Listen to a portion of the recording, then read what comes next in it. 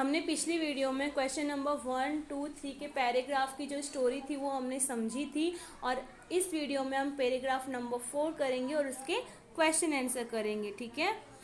John come and help me. John इधर आओ और मुझे मदद करो। We will take the chair to the footpath. हम इस चेयर को फुटपाथ पर लेके जाएंगे। Tomorrow the garbage truck is going to come. क्योंकि कल क्या, टुमारो यानी कि कल क्या होगा, गार्बेज ट्रक आएगा जो कचरे को लेके जाता है, वो ट्रक आएगा और वो इस चेयर को ले जाएगा। As they attempt to move the chair, जैसे ही वो चेयर को हटाने लगे, Pop worked his way through the door. Seeing that was happening he quickly block their way. जैसे ही पॉप ने देखा कि वो लोग उस चेयर को लेके जा रहे थे, तभी वो अचानक से उनके रास्ते में आ गए। ओ नो ही ऑब्जेक्टेड, उसने कहा कि नहीं। You can't take my chair, तुम मेरी चेयर लेकर नहीं जा सकते हो। अब इसके हमें क्वेश्चन आंसर करने हैं।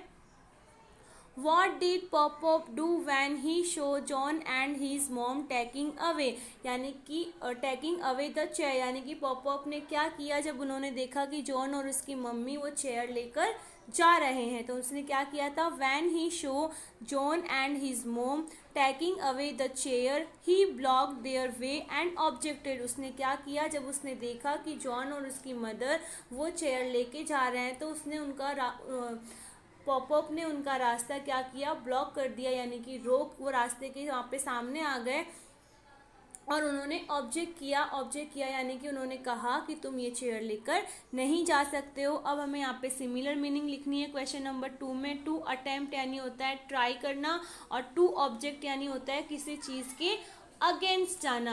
यानी कि यहाँ पे पॉप वहाँ पे उनके अगेंस्ट गए थे ना, उनकी मम्मी की, जॉन और उसकी मम्मी के सामने, यानी कि तुम मेरी चेयर लेकर नहीं जा सकते। उन्होंने ऑब्जेक्ट किया था। ऑब्जेक्ट करना यानी कि किसी भी काम के अगेंस्ट जाना। ठीक है।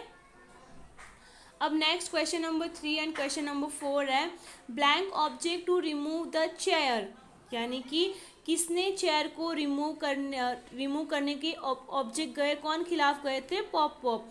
You can't take my chair, ये किसने कहा था, you can't take my chair किसने कहा था, पॉप ने। Pop said to John's mom, Pop ने जॉन की मदर को कहा। कब कहा, when they were taking away his chair, जब वो उनकी चेयर लेकर जा रहे थे। अब हमें यहाँ पे 5th नंबर पे एक और पैराग्राफ दिया हुआ है।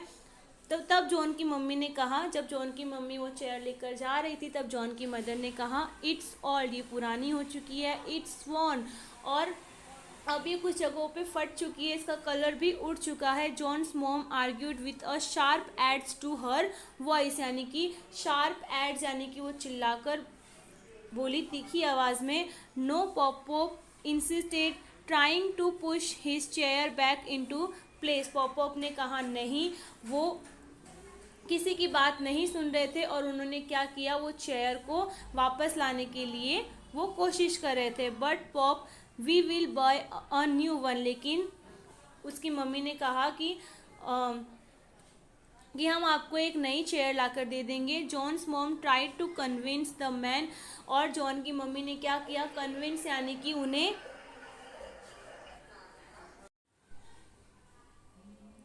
जॉन की मॉम ने उन्हें कन्विंस करने की कोशिश की कि हम आपको एक नई चेयर ला के देंगे, ये चेयर हमें गार्बेज यानी कि ये चेयर हमें फुटपाथ पर ले जाकर रख देने दो। लेकिन पॉप ने क्या किया, ऑब्जेक्ट किया, वो मानने को तैयार ही नहीं हुए। उन्होंने कहा, I don't want a new one, मुझे एक नई चेयर नहीं चाहिए। पॉप वॉइस ट्रेम्बल्ड, यानी कि उनकी वॉइस लड़खड़ाने लगी। अब यहाँ पे हमें क्वेश्चन आंसर दिए हुए हैं। Did pop want a new chair, क्या पॉप को नई चेयर चाहिए थी, तो हमें यहाँ पे लिखना है no, Pop did not want a new chair, उन्हें एक नई चेयर नहीं चाहिए थी। अब नेक्स्ट है, हमें यहाँ पे सिमिलर वर्ड्स लिखने हैं, यानी कि इनकी मीनिंग लिखनी है। टू इंसिस्ट का मतलब होता है टू से firmly that something is true, यानी कि हमें ऐसी कोई चीज़ बोलना जो चीज़ सही हो, तो होता है टू इंसिस्ट। नेक्स्ट है टू कन्विंस यानी कि to succeed in making somebody believe something, यानी कि किसी को कन्विंस करना, यानी कि अपनी बात मनवाना। नेक्स्ट है टिक द करेक्ट ऑप्शन दिए हुए हैं हमें यहाँ पे। Blank argue with pop pop, pop pop के साथ कौन आर्ग्यू कर रही थी, उन जॉन की मॉम। ब्लैंक ट्रेम्बल्ड, कौन ट्रेम्बल हो गए थे, क्या हुआ था ट्रेम्बल, पॉप पॉप्स वॉइस। ठीक है, अब यहाँ पे हमें 6 नंबर पे एक और पैराग्राफ दिया हुआ है। Give up, John's mom let go of the chair, और जॉन की मॉम ने लास्ट में क्या कर दिया, गिव अप कर दिया, क्योंकि जॉन के जो दादाजी थे वो बात मानने को तैयार ही नहीं हुए थे, उनको तो वही पुरानी चेयर चाहिए थी। We will discuss it tonight when Matt gets home, और जब मैट रात को घर पर आएंगे तब हम इस चेयर के बारे में डिस्कस करेंगे। मैट जॉन्स डैड, और मैट कौन थे, जॉन के पापा थे।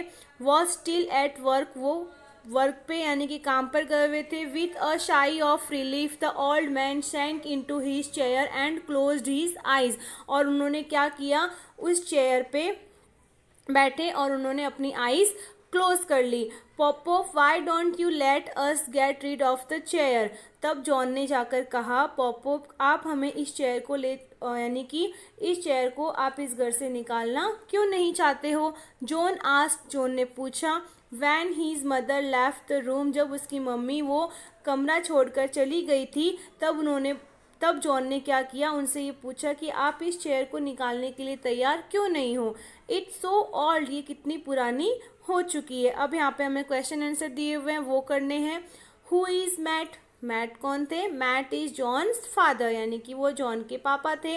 टू गेट रीड ऑफ, यानी कि टू गेट रीड ऑफ का क्या होता है, टू थ्रो अवे, यानी कि उसको बाहर निकालना या फिर फेंकना। नेक्स्ट यहाँ पे एमसीक्यूज दिए हुए हैं। ब्लैंक गेव अप, किसने गिव अप कर दिया, मॉम ने। ब्लैंक वॉज रिलीव्ड, किसको राहत की सांस मिली, पॉप पॉप को, क्योंकि उन्होंने जॉन की मॉम ने गिव अप कर दिया था कि वो अब इस चेयर को नहीं फेंकेगी, तो किसको राहत की सांस मिली, जॉन के पॉप पॉप को, यानी कि दादाजी को। नेक्स्ट है आई गिव अप, ये किसने कहा था आई गिव अप, और कब कहा था वो हमें यहाँ पे लिखना है। John's mom said to John and Pop Pop, John की मम्मी ने जॉन को और पॉप पॉप को कहा था। When Pop Pop refuse to throw away the chair, जब पॉप पॉप उस चेयर को फेंकने के लिए रिफ्यूज कर रहे थे यानी कि मना कर रहे थे, तब जॉन की मदर ने कहा था। नेक्स्ट हमें 7 नंबर का पैराग्राफ रीड करना है। यू डोंट अंडरस्टैंड, तुम नहीं समझोगे। जॉन, ऐसा किसने कहा, जॉन के दादाजी ने कहा। कब कहा था उन्होंने ऐसा, जब जॉन की मम्मी उस कमरे से बाहर जा चुकी थी और जॉन ने पूछा कि आप इसको बाहर क्यों नहीं निकालना चाहते हो, ये कितनी पुरानी हो चुकी है। तब उनके दादाजी ने उन्हें कहा कि तुम नहीं समझोगे, you don't understand. Pop shook his head from side to side and after a long pause he said, और पॉप ने क्या किया, अपना जो हेड है, अपना जो सिर है, वो इधर उधर घुमाते हुए और कुछ देर शांत रहकर उन्होंने कहा, I sat in this chair with your grand माँ, यानी कि मैं इस चेयर पर तुम्हारी दादी के साथ बैठता था। Right here when I asked her to marry me, it was so long ago, but when I sit in this chair and close my eyes I feel she is near, यानी कि उस चेयर के साथ क्या है, उनकी कुछ पुरानी यादें जुड़ी हुई है, इसीलिए वो क्या करना चाहते हैं, इस चेयर को फेंकना नहीं चाहते हैं। वो कहते हैं कि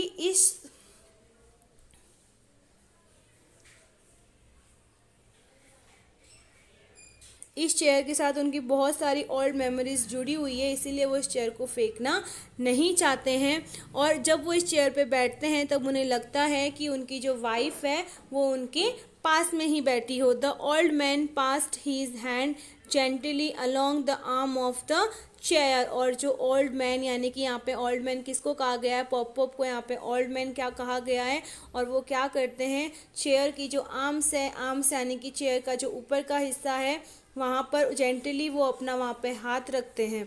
अब यहाँ पे इसके क्वेश्चन आंसर दिए हुए हैं, वो हमें करने हैं।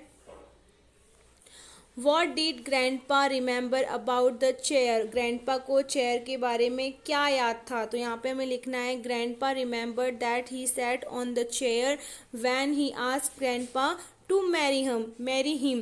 ग्रैंडपा को यह याद था कि जब वो इस चेयर पे बैठे थे तब उन्होंने उनकी वाइफ को कहा था कि क्या तुम मुझसे शादी करोगी। वाइफ यानी कि जो जॉन्स की जो ग्रैंड माँ है उनको कहा था। What does grandpa feel when he sits in the chair and close his eyes? Grandpa को क्या महसूस हुआ जब वो इस चेयर पे बैठे और उन्होंने अपनी आइज़ वो जब इस चेयर पे बैठते हैं और वो जब अपनी आइज़ को क्लोज करते, तो यहाँ पे हमें लिखना है when he sits in the chair and close his eyes he feels grandma is near him. यानी कि जब वो इस चेयर के ऊपर बैठते हैं और अपनी आइज़ क्लोज करते हैं तो उन्हें लगता है कि ग्रैंडमा उनके पास में ही है।